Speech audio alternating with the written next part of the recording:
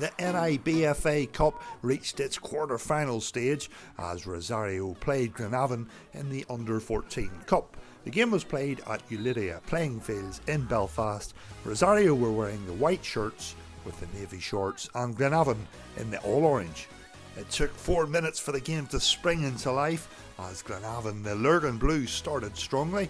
They won a corner from the left side of the pitch. The ball was played into the area and it fell off the feet of Christopher Atherton, who had a decent strike at goal. He hit the ball hard and low, however the Rosario goalkeeper Ben Maxwell saved it.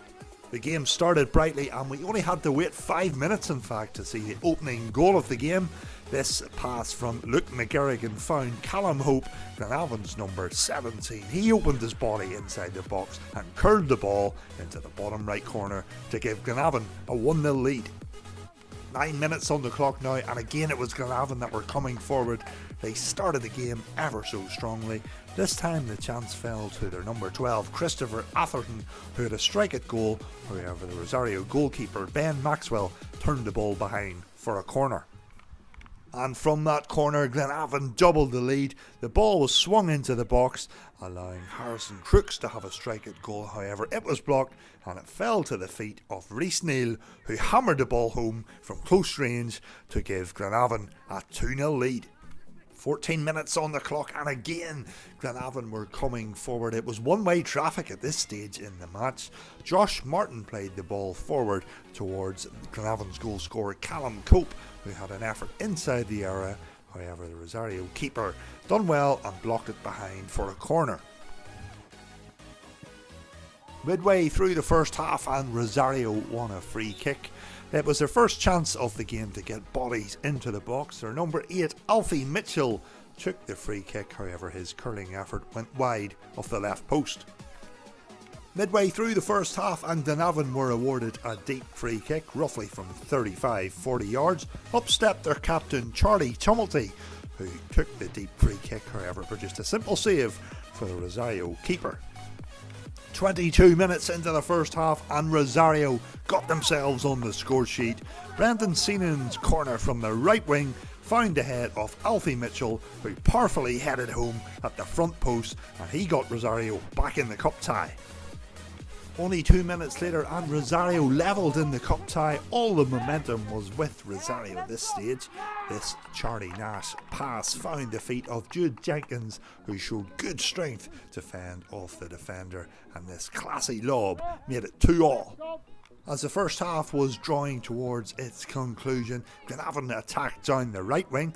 This cross from Josh Martin found the feet of Matthew Allen, who had an overhead kick. He showed great technique, however it was straight at Ben Maxwell.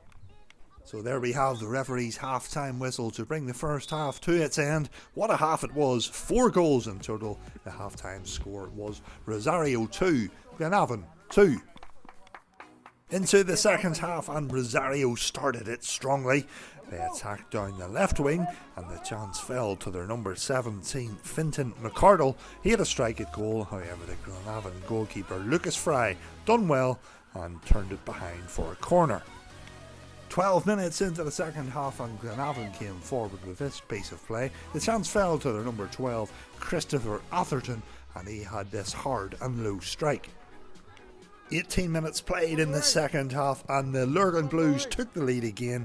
Dancing feet from their number 12, Christopher Atherton, inside the area, allowed him space as he fired into the corner of the net from the left wing. 3-2 now the scoreline to Glenavon. 20 minutes into the second half and Glenavon were awarded a free kick from a fairly central position. Up stepped their number 9, Charlie Galt. He had this decent strike at goal, however it went narrowly just over the crossbar. With only 10 minutes remaining, Rosario needed to score to equalise in the cup tie, and that's exactly what they did. Jacob Kennedy's pass set up Fintan McCardle, and he had the composure to fire the ball into the net and make the scoreline 3-3.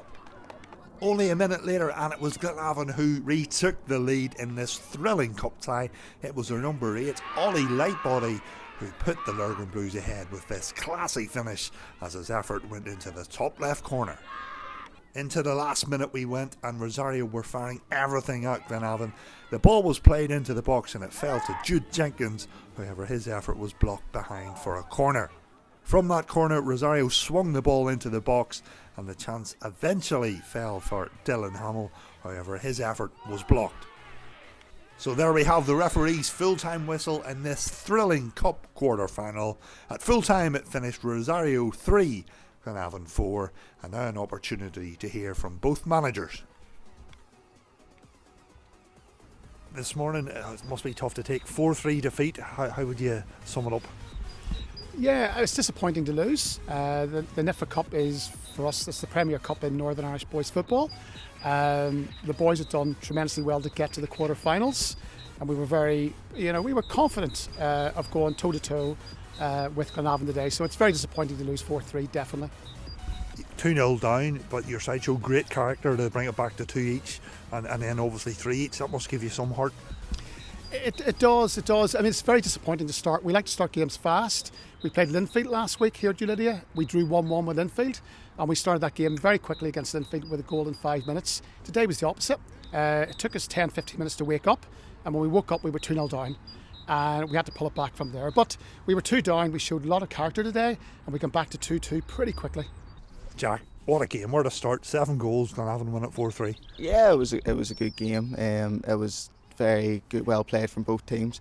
I thought we started the game brilliantly. First 20 minutes or so we were excellent, and we were doing really well in the transition and the counter-attack on them, particularly out wide, but they got a goal just through maybe a poor mistake from us, and the momentum shifted, and then they got themselves back into it, and fair play to them because it made it a really, really good game. 2-0 up at one stage, they brought it back to 2 each. What were you thinking at that stage?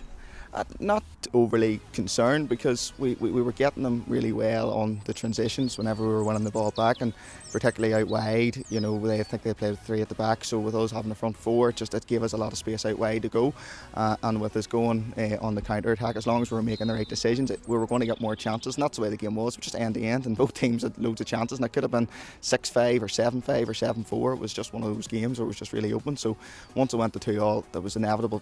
Someone was scoring again. We just had to make sure it was us. And a big semi-final to look forward to. Yeah, listen, that's good for them, and it's good for them to be motivated by. We just concern ourselves week to week with them, and season to season. Semi-finals of the Cup just be a good morning for the kids to enjoy, and if they play certainly like they have been and improve, then it'll be a tight game, and we'll look forward to it.